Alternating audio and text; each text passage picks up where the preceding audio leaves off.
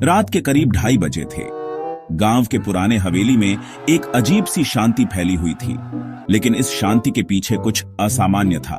स्वप्निल, जो हाल ही में पुणे से गांव लौटा था, उसने हवेली का दरवाजा खोला और अंदर कदम रखा।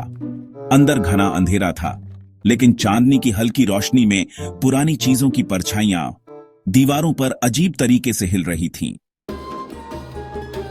स्वप्निल ने आवाज लगाई, लेकिन कोई जवाब नहीं आया। उसने सोचा कि शायद सब लोग सो चुके होंगे और सीधा अपने कमरे की तरफ बढ़ गया। स्वप्निल, मां, पापा कहां हैं? जैसे ही वह कमरे में दाखिल हुआ, अचानक एक ठंडी हवा का झोंका आया। उसने देखा कि खिड़की खुली हुई थी, लेकिन बाहर हवा बिल्कुल भी नहीं चल रही थी। वह पलंग पर बैठा ही था कि उसे महसूस हुआ जैसे कोई उसके पीछे खड़ा है। उसने धीरे से गर्दन घुमाकर पीछे देखा, लेकिन वहां कोई नहीं था। वह हल्का सा मुस्कुराया और खुद से बोला, स्वप्निल, थकान की वजह से ऐसा लग रहा होगा। लेकिन वह गलत था। उसी रात जब स्वप्निल गहरी नींद में था, उसे एक अजीब सपना आया। उसने देखा कि वह उसी हवेली में है, लेकिन सब कुछ पुराना और जला हुआ लग रहा था। हवेली की दीवारों पर दरारें थीं, फर्श पर काले धब्बे थे और हर तरफ राख बिखरी हुई थी। तभी उसने देखा, सामने एक आदमी बैठा हुआ था। लंबे बाल, लाल आंखें और पूरे शरीर पर भस्म लगी हुई थी। वह कोई और नहीं बल्कि एक अघोरी था। स्वप्निल, कौन हो तुम? तू यहां क्यों आया है? तुझे नहीं पता कि यह हवेली श्रापित है? श्रापित? हां, आज से 100 साल पहले यहां जो हुआ था उसे दुनिया भूल चुकी है, लेकिन इस हवेली की दीवारें अब भी सब याद रखती हैं। स्वप्निल की सांसें अटक गईं। तभी अघोरी ने आगे कहा, अगर तुझे अपनी जान प्यारी है तो सूरज निकलने से पहले यहां से चला जा, वरना। इतना कहते ही अचानक हवेली के चारों ओर आग लग गई और अघोरी की आंखों से खून टपकने लगा। स्वप्निल डर के मारे चीख पड़ा और उसकी आंखें खुल गईं। वह जोर से हाँफ रहा था, पसीने से तरबतर हो चुका था। सपना था, उसने खुद से कहा, लेकिन तभी उसने अपने हाथ पर राख के कुछ निशान देखे। सुबह होते ही स्वप्निल का मन बेचैन था। रात का सपना इतना असली लगा कि वह अब तक उस डर से उबर नहीं पा रहा था। लेकिन सबसे ज्यादा डरावनी बात थी उसके हाथ पर पड़े राख के निशान।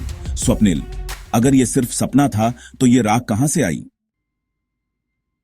उसने ठान लिया कि वह इस हवेली के रहस्य को जाने बिना नहीं रहेगा। गांव के सबसे बुजुर्ग व्यक्ति दादाजी शायद इस हवेली के बारे में कुछ जानते होंगे। जब स्वप्निल दादाजी के पास पहुंचा तो उन्होंने उसे देखते ही कहा, दादाजी, बेटा, तूने उस हवेली में रात बिताई? स्वप्निल ने सिर हिलाया। दादाजी ने गहरी सांस ली और बोले, दादाजी, तूने बहुत बड़ी गलती कर दी। उस हवेली पर 100 साल पुराना अघोरी का शाप है। स्वप्निल ने घबराकर पूछा। दादाजी की आंखों में डर झलकने लगा। दादाजी, बेटा, यह बात बहुत पुरानी है। कहते हैं कि 100 साल पहले एक तांत्रिक इस हवेली में आया था। उसका नाम कालभैरव था। वह बहुत शक्तिशाली अघोरी था, लेकिन हवेली के लोगों ने उसे धोखा देकर मार दिया। मरने से पहले उसने श्राप दिया कि जो भी इस हवेली में रहेगा वह धीरे धीरे पागल हो जाएगा या फिर अघोरी की आत्मा उसे अपने वश में कर लेगी। स्वप्निल की रीढ़ में एक ठंडी लहर दौड़ गई। स्वप्निल, तो क्या जो मैंने देखा वो सच था? दादाजी, अगर तुझे अघोरी दिखा है तो इसका मतलब है कि वो अब जाग चुका है।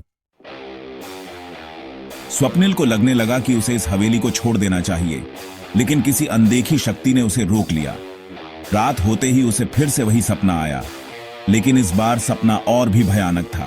उसने देखा कि हवेली के बीचों बीच कुछ लोग बैठे हुए थे। वे कोई हवन कर रहे थे। चारों तरफ अजीब सी राख उड़ रही थी और मंत्रों की गूंज हो रही थी। तभी अचानक हवा में एक दिल दहला देने वाली चीख गूंज उठी। स्वप्निल ने देखा कि हवन करने वालों में से एक आदमी अचानक हवा में उठ गया और जोर जोर से चीखने लगा। उसकी आंखों से खून बहने लगा और उसका शरीर धीरे धीरे जलने लगा। बाकी लोग डर से कांपने लगे, लेकिन उनमें से किसी में हिलने की भी हिम्मत नहीं थी। तभी एक लंबी काली परछाई हवन कुंड के पास प्रकट हुई।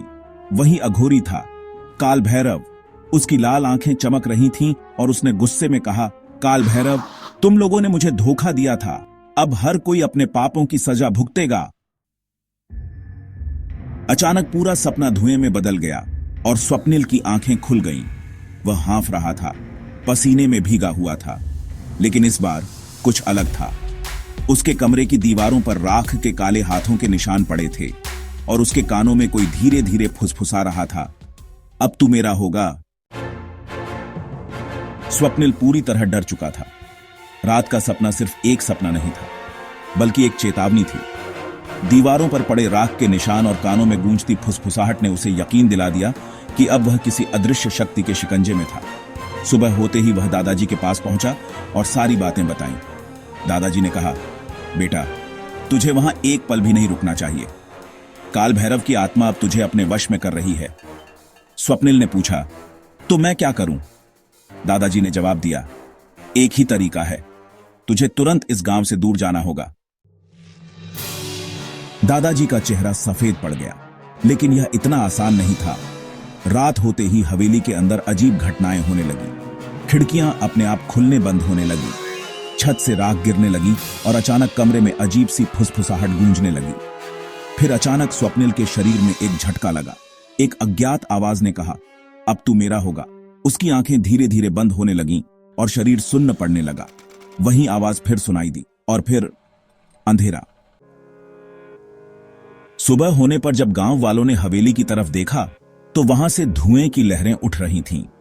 दादाजी और कुछ गांव वाले अंदर दौड़ते हुए पहुंचे। हवेली के दरवाजे अपने आप खुले और अंदर का नजारा देखकर उनकी रूह कांप गई।